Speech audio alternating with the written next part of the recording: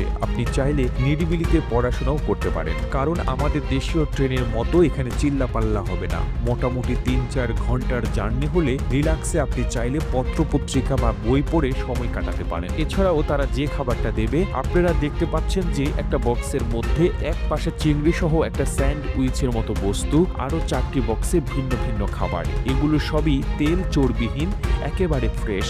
আর ডান পাশেরটা চিজ হতে পারে। তো প্রিয় দর্শক, এই যে ফুডগুলো, এগুলো কিন্তু 100% হেলদি। আপনারা জানেন জাপানিজরা গড়ে 100 বছর পর্যন্ত বাঁচে। এর পিছনে মূল কারণ হচ্ছে তাদের খাদ্যাভ্যাস। তো প্রতিটা ক্ষেত্রে আপনি তাদের খাদ্যাভ্যাসের বহিঃপ্রকাশ দেখবেন। সেটা বাস হোক, ট্রেন হোক, যেখানেই যান না কেন, তাদের লাইফস্টাইল এক কথায় অনবদ্য, অন্যরকম। এবার আসুন ওয়াশরুমের সাথে আপনাদের পরিচয় করিয়ে দিই। এই যে ওয়াশরুমটা দেখতে পাচ্ছেন, এখানে সবকিছু অটোমেটিক এবং খুবই ক্লিন থাকে। এখানে কিছু ডিটেক্টর আছে যেগুলো দ্রুত